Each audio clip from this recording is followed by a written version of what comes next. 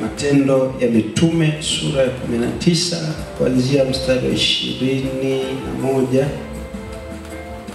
na wale ambao wanaandika somo au kichwa cha somo unaweza ukaandika Artemi kwenye makanisa ya sasa, au Artemi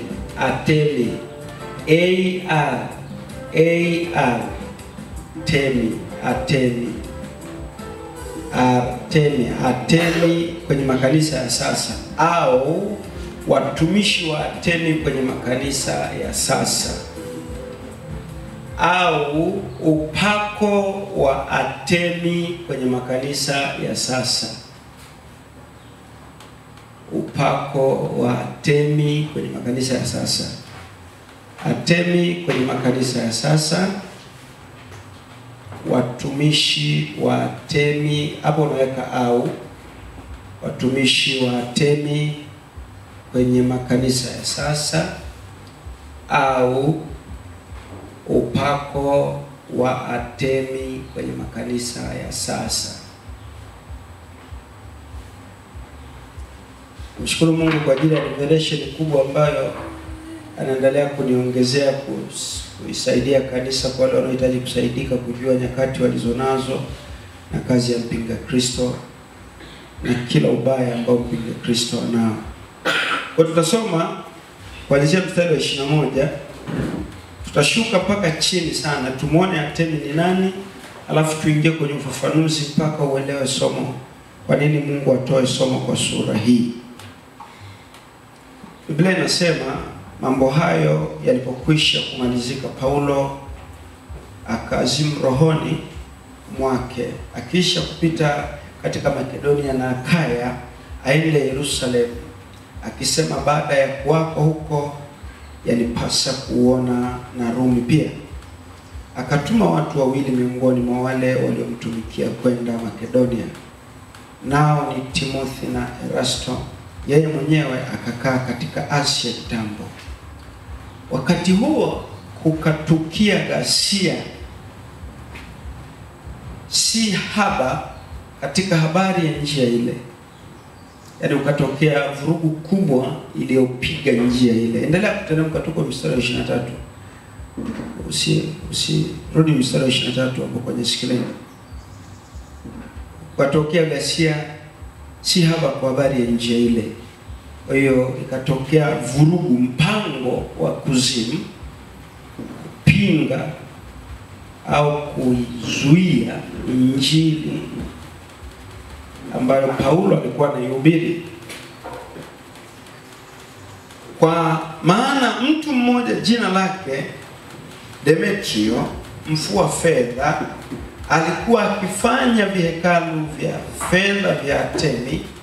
Alikuwa akiwapatia mafundi faida nyingi. Huyu alikuwa ni kuhani wa Mungu anaitwa Artemi. Tutamjua huyo Mungu Artemi alitoka wapi, lakini alikuwa ni kuhani Demetrio, na alikuwa anasimamia masuala ya ibada na utumishi wa huyo Artemi.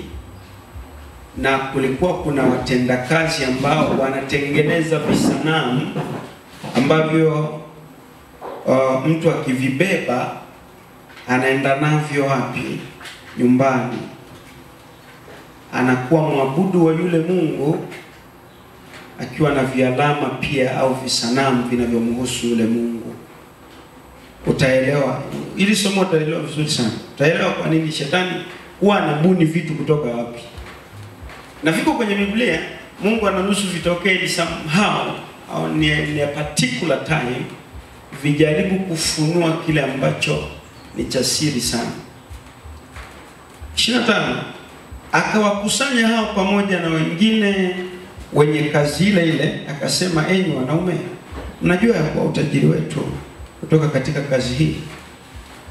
Tena naona na kusikia ya kwamba si katika Efeso tu, bali katika Asia yote pia Paulo huyo ameshawishi watu wengi na kuwageuza nia zao, akisema ya kwamba hiyo inayofanywa kwa mikono sio miungu. Si kwamba kazi hii yetu ina hatari kudharauliwa tu, bali na hekalu la Mungu mke aliye mkuu Artemi kuhesabiwa si kitu na kuondolewa utukufu wake, ambaye Asia yote pia na walimwengu wote kumwabudu. Na tunaenda taratibu. Kuhani anaongea na mafundi, anawaambia sisi tuna Mungu anaitwa Artemi, na huyu Artemi kuna adui katokea anahubiri injili au analeta habari ambazo zinafanya Mungu wetu asipate heshima. Na kwa kuwa Mungu wetu hapati heshima, hiyo ni hasara ya pili. Ya kwanza, biashara yetu inakufa ya kumtengenezea Mungu wetu visanamu ambao sisi vilikuwa vinatupa fedha. Lakini hivi visanamu pia vilikuwa vina faida ya pili, ndio vilikuwa vinabebwa, vikibebwa vikaenda mahali Mungu wetu anaenda navyo. Mungu wetu anaenda navyo. Na mahali fulani Biblia inasema nyuma ya sanamu huwa kuna Mungu, kuna roho. Biblia inasema mnaabudu jeshi la malaika. Kwa hiyo kile kisanamu kikibebwa na mtu, amembeba yule Mungu tayari. Kwa kubeba kile kisanamu atakuwa na maabudu yule Mungu. Na huyu Mungu alikuwa ameshatapakaa dunia yote. Take note. Alikuwa ameshatapakaa dunia yote. Sasa kwa injili ya Paulo, huyu Artemi biashara yake aliyokuwa anaifanya ya kupotosha ulimwengu iliharibika, na watumishi wake namna walivyokuwa wanapata faida kupitia hiyo biashara yake pia iliharibika. Sasa waliposikia haya wakajaa ghadhabu, wakapiga kelele wakisema Artemi, Artemi wa Efeso ni mkuu. Yaani ni Mungu mkuu. Sawa sawa. Mji wote ukajaa ghasia, wakaenda mbio wakaingia mahali pa michezo kwa nia moja, wakisha wakamata Gayo na Aristarko, watu wa Makedonia waliosafiri pamoja na Paulo. Na Paulo alipotaka kuingia kati ya watu, wanafunzi wakamwacha aingie, hawakumwacha aingie. Na baadhi ya wakuu wa Asia walio rafiki zake wakatuma watu kwake wakimsihi asijihudhurishe nafsi yake ndani ya mahali pa michezo. Basi wengine walikuwa wakilia hivi na wengine hivi, kwa maana ule mkutano ulikuwa umechafuka na wengi wao hawakuijua sababu ya kukusanyika kwao pamoja. Wakamtoa Iskanda katika mkutano. Iskanda alikuwa ni mtumishi na timu miongoni mwa hao waliotajwa na Aristarko iliyokuwa inafanya kazi na Paulo. Wakamtoa yeye, Wayahudi wakamweka mbele ya watu. Iskanda akawapungia mkono akitaka kujitetea mbele ya watu wale. Lakini walipotambua ya kuwa yeye ni Myahudi, wakapiga kelele wote pia kwa sauti moja kwa muda wa kama saa 2 wakisema Artemi wa Efeso ni mkuu. Wataki kusikia. Na karani wa mji alipokwisha kuwatuliza watu, akasema, sasa Iskanda ndo akaanza kusema, enyi wanaume wa Efeso, ni mtu gani asiyejua kuwa mji wa Efeso ni mtunzaji wa hekalu la Artemi? Hapa alikuwa anaongea yule aliyewatuliza, aliye mkuu na wa kitu kile kilichoanguka kutoka mbinguni. Artemi alikuwa ni mungu mke. Sikilizeni, Artemi alikuwa ni mungu mke, na alikuja duniani kwa ishara ya kitu kuanguka kutoka juu kikapiga dunia. Ile spiriti ikaanza kutawala na kuwafanyia watu matukio mengi. Na Biblia inasema kabisa mstari wa 36, basi kwa kuwa mambo haya hayawezi kukanushwa, imewapasa kutulia, msifanye neno la haraka, kwa maana mmewaleta watu hawa wasioiba vitu vya hekalu wala kumtukana Mungu mke wenu. Sawa sawa, eh? Sasa hapa ndo tunapopatia msingi wa somo. Vita ya kanisa la leo si vita iliyoanza leo, wala iliyoanza kati ya miaka hii 2000, labda mwaka 500 au 1000. No. Vita ya kanisa imeanza wakati wa Yesu, ikaendelea mpaka leo. Na kilichotokea, Paulo alivyofika kwenye zamu yake ya injili, akaendelea kuitibua. Akaendelea kufanyaje? Kuitibua.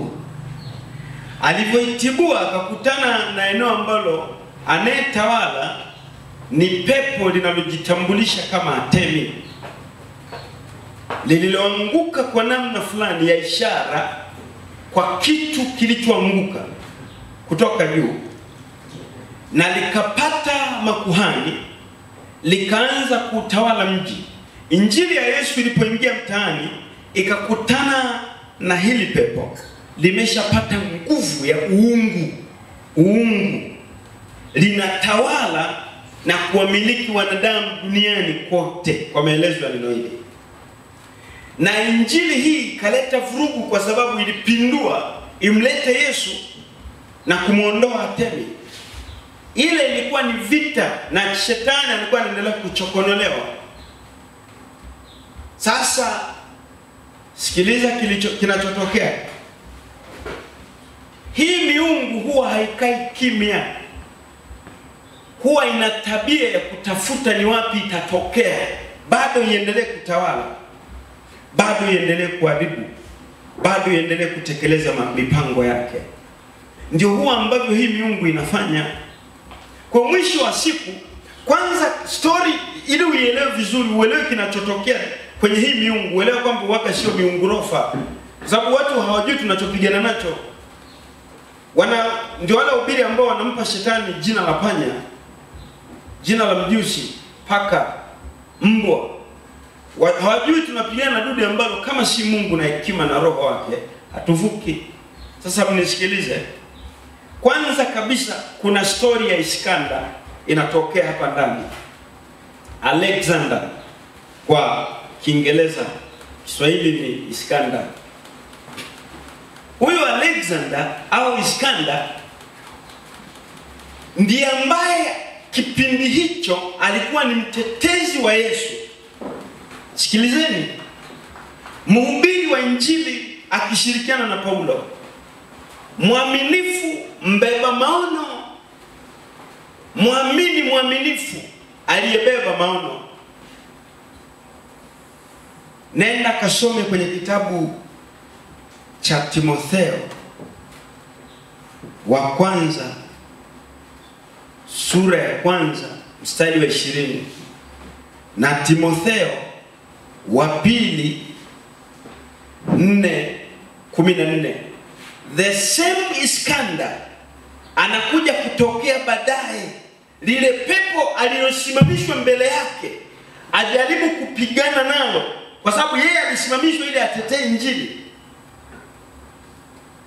Kumbe ameshaingia mahali ambapo hata kuchomoka sio rahisi. Vita iliyotokea hapo. Haraka please.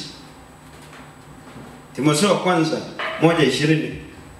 So mumwone Iskandar, the same Iskandar anakuja kuwa baadaye mpinga Kristo. Alianza kuhubiri injili nyingine. Ni the same, niwaambie, the same spirit ilianza kufight naye. Baada ya muda ikamkamata, ikamgeuza katika utumishi aliokuwa anaupenda, wajibu aliokuwa anaupenda, jukumu alilokuwa amepewa na Mungu, akageuka kuwa Iskanda mwingine. Biblia inasema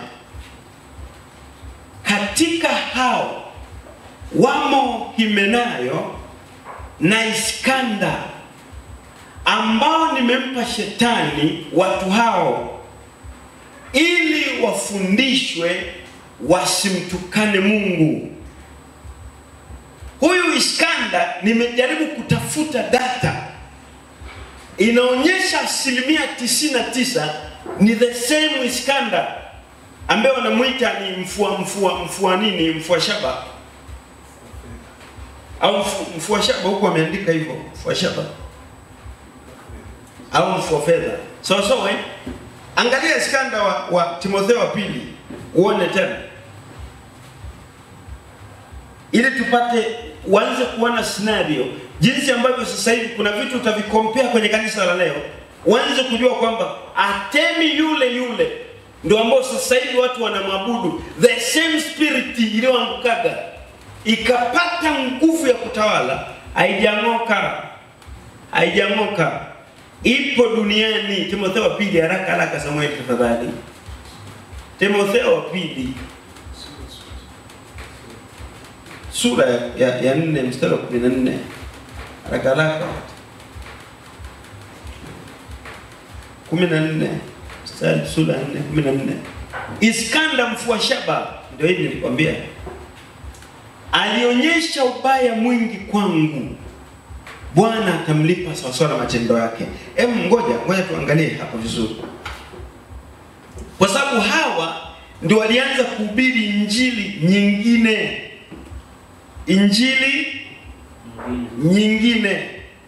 Labda ili nenda Wakorintho wa pili, tujaribu kuona Wakorintho wa pili 11:4.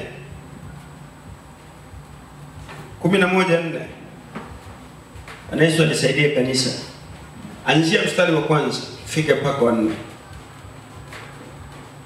Biblia inasema, laiti mngechukuliana nami katika upumbavu wangu kidogo. Naam, mchukuliane nami. Anajitetea kwa habari ya injili Paulo. Tuendelee mstari wa 2.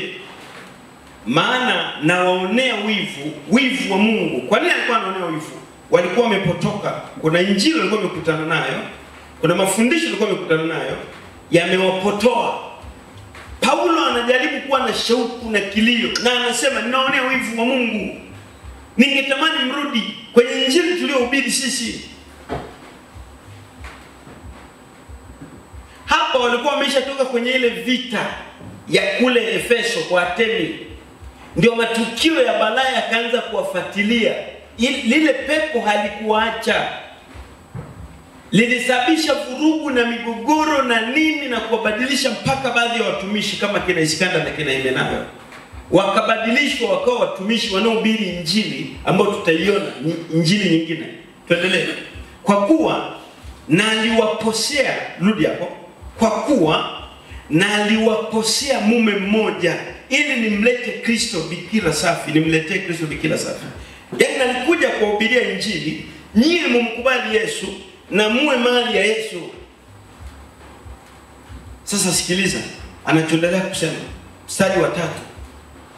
Lakini nachelea, ninaogopa kama yule nyoka alivyomdanganya Hawa,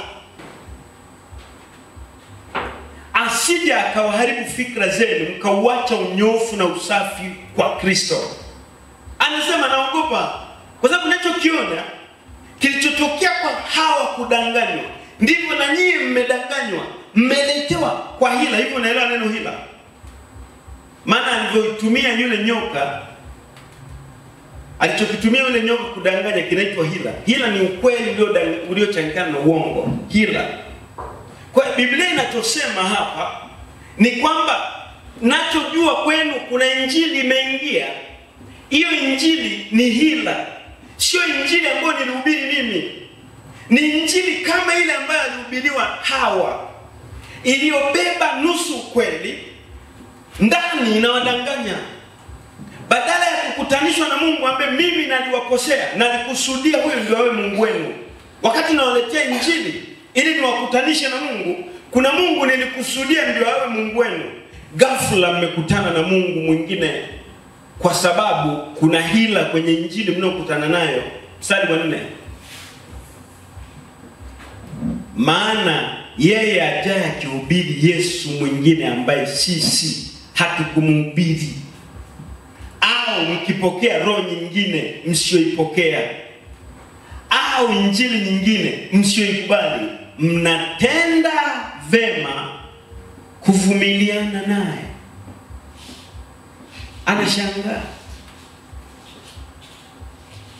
Anashangaa. Si mnaona alama ya kushangaa? Sikilizeni niwaambie.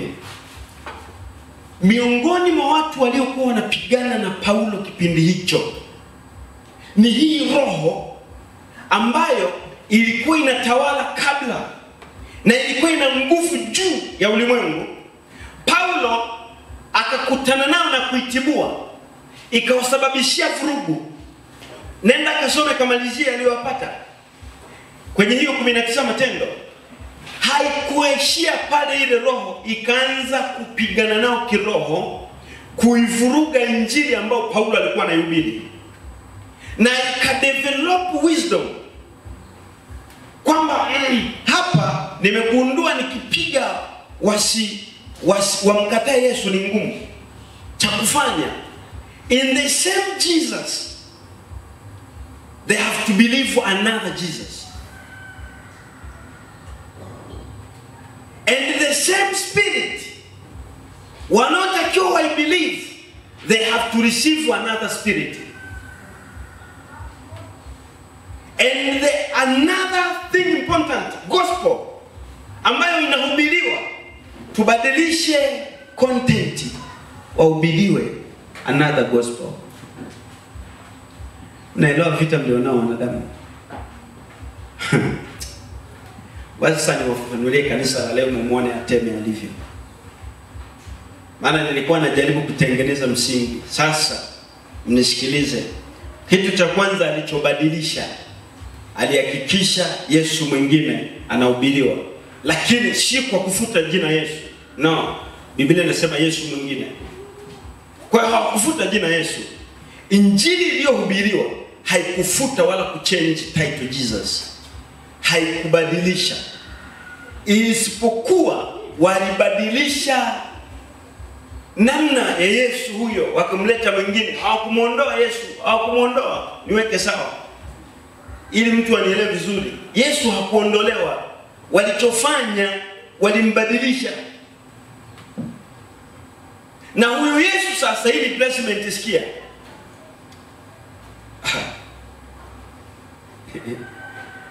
Artemi sio alikuwa anatawala. Ambaye huyu Artemi ni roho, ni pepo limeshuka, lakini likarelease jina Artemi. Yaani lilivyoshuka kwa kitu kilichoanguka, liliachia jina Artemi. Kama jinsi ambavyo Yesu alivyoanguka kutoka mbinguni, roho yake, jina lililoachiwa ni nani? Yesu. Kwa hiyo lilichofanya, lilibadilisha jina ili roho kutoka katika Artemi likajipa Yesu, lakini awe mwingine. Halo, narudia. Lilichofanya, lilijibadilisha jina kutoka katika Yesu likajipa kuwa Artemi, kutoka kuwa Artemi likajipa kuwa Yesu, ila Yesu mwingine. Baada ya kuwa limejipa kuwa Yesu mwingine, ukimpokea Yesu mwingine, lenyewe ndio linaingia ndani yako kama roho nyingine. Na linapitia wapi? Kwenye injili au content ya maisha na mahubiri na mifumo ya nini ya kimaandiko, ambayo sasa lilifanya kuedit, ili basi mtaisikia injili lakini iliyoeditiwa. Sasa sikiliza, Paulo alipigana, alitibua ile vita Efeso. Alipofika Korinto, pepo lilishafika. Nenda kwa Galatia, unalikuta tena pepo limeshafika. Shuka. Nenda kwa Galatia 1:6. Ndio ujue kwamba uone hili pepo lilivyo. Artemi, we are still fighting the same spirit till today. Biblia inasema nastaajabu kwa kuwa mnamwacha upesi hivi yeye aliyewaita katika neema ya Kristo na kugeukia injili ya namna nyingine. Can you see? Vurugu imeanzia Efeso. Anatoka Efeso anafika kwa Korinto, pepo limesha manifesti, limesha tuma na watumishi, limewaachia jina Yesu. Lakini wewe mwingine limediti injili. Ghafla Paulo anafika anashangaa, watu waliokuwa wanamwamini Yesu jana leo wanaanza kubadilishwa na mafundisho. Wanaanza kuchukua kitu kipya. Hajakaa vizuri, anaenda kwa Galatia, anaikuta Paulo anasema, enyi wa Galatia, nani amewaloga?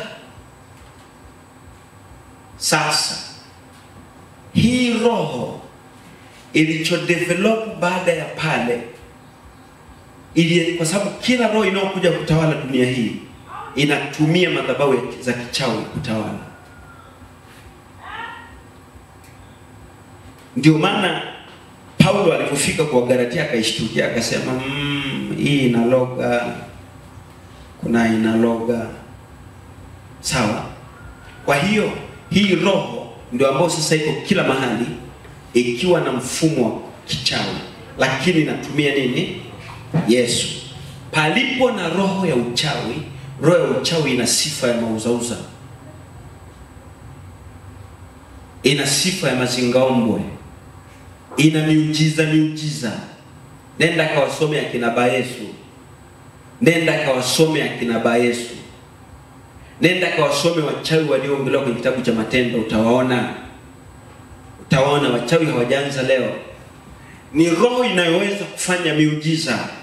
Kwa hiyo hii roho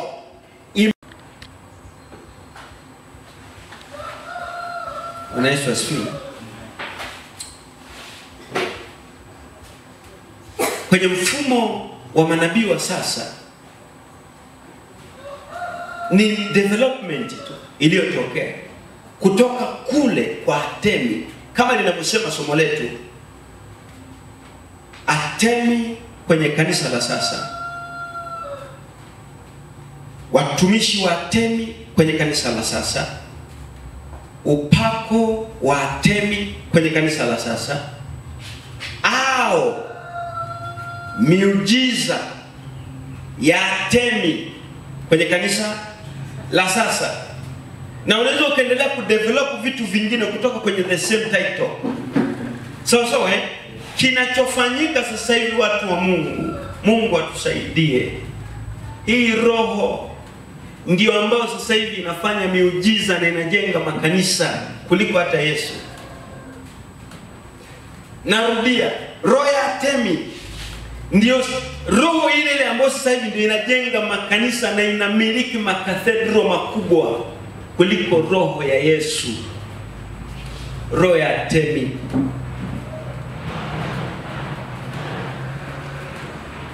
Fuatilia yanayotokea Mwanza. Sikwambii ni nini. Fuatilia. Wewe tu fuatilia yanayotokea Mwanza. Kama uko mtandaoni fuatilia. Unajua yanayotokea Dar es Salaam? Unajua yanayotokea Malawi? Mnajua yanayotokea Nigeria? Mnajua yanayotokea Afrika Kusini? Hii roho ya Artemi, kuna vitu ambavyo labda nijaribu kukufafanulia. Moja, hawa watu wale wamekuja na stickers. Ndio vile vihekalu vilivyokuwa vinatengenezwa. Amjaelewa baba. Ulikuwa ukibeba kihekalu, umeibeba ile roho ya Artemi kwenda nayo nyumbani. Sasa hivi wanachotengeneza nini? Stickers. Kingine wanachotengeneza nini? Mafuta.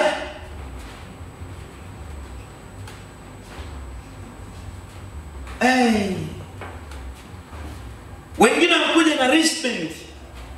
Wengine wamekuja na hivi vinani hivi.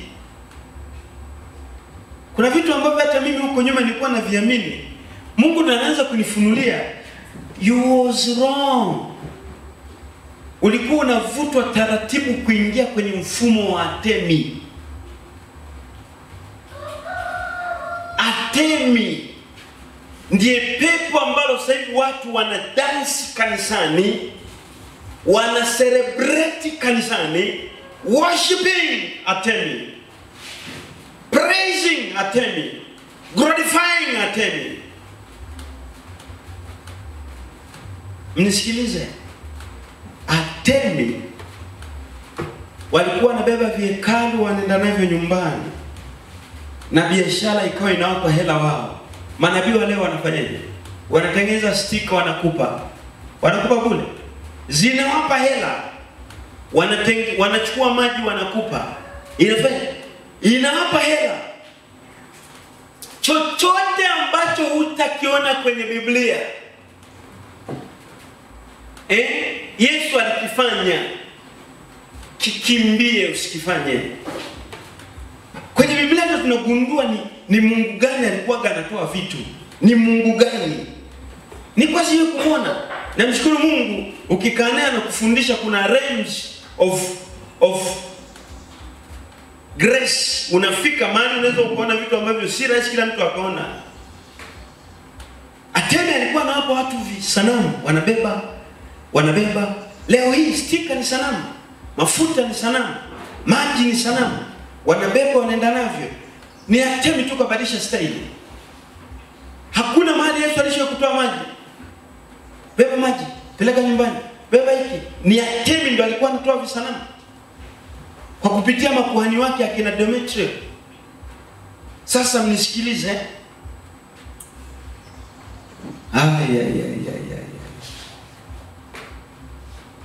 Miujiza wanayofanya ni Atemi anafanya. Upako na demonstration of power mnazoona ni Atemi anafanya. Kwa mfano niwaulize, sasa hivi kuna kitu kimekuwa na fashion. That's why I tell you true. Nimegundua watumishi wengi tunaoamini ni wakuzimu, kwa sura ya kujificha mno. They are of devil. Tena kibaya ni kwamba it reach a point hata wao hawaelewi. Inafika mahali hata wao hawaelewi, kama alivyokuwa Iskandar. Iskandar si rahisi kwamba alikuwa anajua, na alidevelop confidence enough to fight with Paul. Akaanza kuwa anapigana na Paulo. Paulo akimwambia hapana, hafuati maelekezo yake. Wakapishana. Paulo akamwachia, akatoa laana kwa sababu ya ubaya alikuwa anafanya. Lakini baada ya kuogopa, hakuna mali inaonyesha alirudi akatubu. Aliendelea na injili kwa sababu Iskandar hakuacha kuhubiri, aliendelea. Na Biblia inaonyesha injili yake ilikuwa inapata heshima mtaani. Kwa hiyo yawezekana alikuwa anaendelea kutenda miujiza mikubwa. Watu walikuwa wanaendelea kupona. Ishara na maajabu, kwa sababu Biblia inasema walipotosha wengi. Biblia inasema mambo haya yalienea kama donda ndugu, unaelewa? Unaelewa donda ndugu inavyoenea? Ina maana ni kitu ambacho kilibum, kikapata heshima kila mahali. Ishara na miujiza wanayofanya. Lakini ishara alizokuwa anafanya Iskandar zilibadilika. Hazifanani na zile alizofanya Yesu, wala Paulo, wala Petro, wala Yohana, wala Filipo. Mnisikilize vizuri tuelewane. Sasa hivi kuna vitu vinavyotokea ambavyo watu hawaelewi kama ni Atemi, hawaelewi kama ni Atemi. Unashangaa hii kitu mfano cha kuanguka kimekuwa very popular kweli. Very popular. We have to search out. Kimetoka wapi? Kitu cha kuanguka kimetoka wapi? Ghafla tu watu wamesimama hapo. Watu wote chini. You wonder, Jesus alifanya wapi hiyo? Hata kama alisema kazi nizifanyazo mtazifanya hata zaidi ya zangu, lakini tunahitaji kusearch more. Sasa hivi imekuwa ni popular, angusha watu chini. Alafu cha ajabu, mzinzi anaanguka akiwa mzinzi, anaamka pia mzinzi, ila kaanguka. Mlevi anaanguka akiwa mlevi, anaamka pia ni mlevi, ila kaanguka. Bwana Yesu asifiwe. Ni fashion show za Artemi. Biblia inachoonyesha kilichotokea ni wakati ulivyokuja upepo kama uvumi. Ulivyokuja upepo kama uvumi, tuelewane.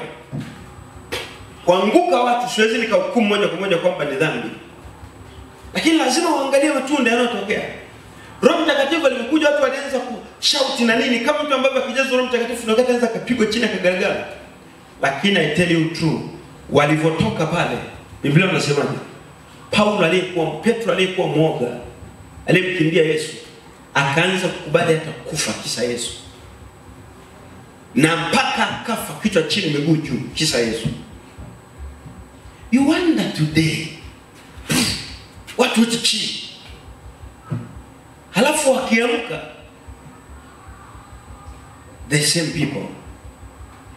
Halafu sio kwamba wanaanguka wamejazwa Roho Mtakatifu. No. Ni kiupepo fulani tu kinapita kinawapeleka chini. Wakati kiroho unatakiwa upelekwe chini to kill, to humble you, to destroy you. Na Mungu anakuweka pale, akikutoa pale umekuwa na adabu. That's what I know. Ndio maana kwa watumishi wa Mungu kweli utashangaa nguvu za Mungu zinashuka, watu wanaanguka chini. Watagalagala pale, akitoka pale ametubu vya kutosha. Paka na makamasi yamemtoka.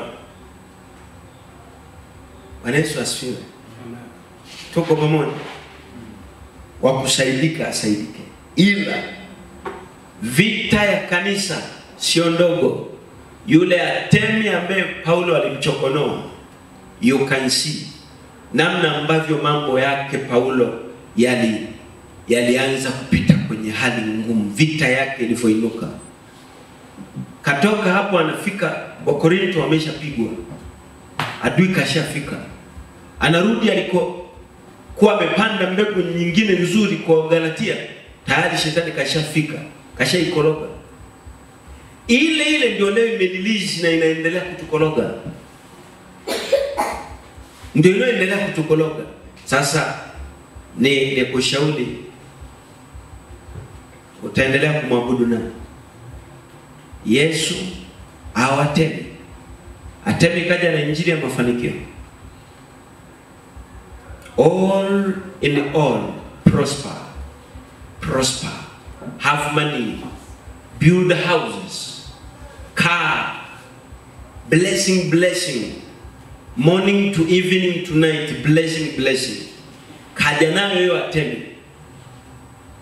Katafuta maandiko na mbinu wanazozitumia, wanaendelea kupata nguvu katika hiyo injili yao. Wakati kanuni ya injili ya Yesu, when you come to Jesus, kanuni ya kwanza, die, kufa. Hiyo ndio kanuni ya injili ya Yesu. Kanuni ya injili ya Yesu, hauji kwake upewe gari. Unakuja kwake ukiwa umekubali kubadilishwa. Unakuja kwake ukiwa umekubali kuiacha dunia. Unakuja kwake ukiwa umekubali Mungu take total control.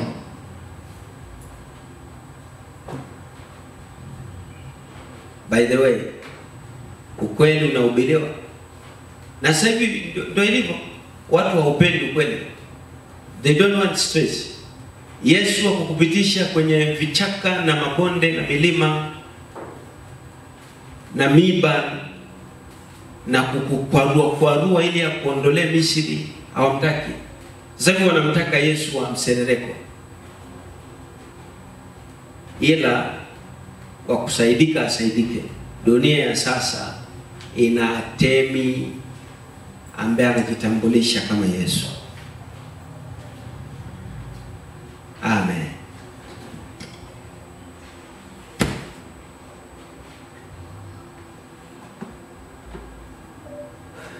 Bwana Yesu, tunakushukuru, naomba neema yako kwa ajili ya watoto wako ambao wametumia muda wao kwa adabu kuja kukuabudu. Neema yako ifunuliwe, neema yako ifunuliwe. Mapenzi yako yatimizwe. Na kuabudu na kujinyenyekesha kwako na kuendelea kukuomba kwa jina lako tulinde. We don't want you for money, but we want you for our salvation, for our life. Walk in us with everything.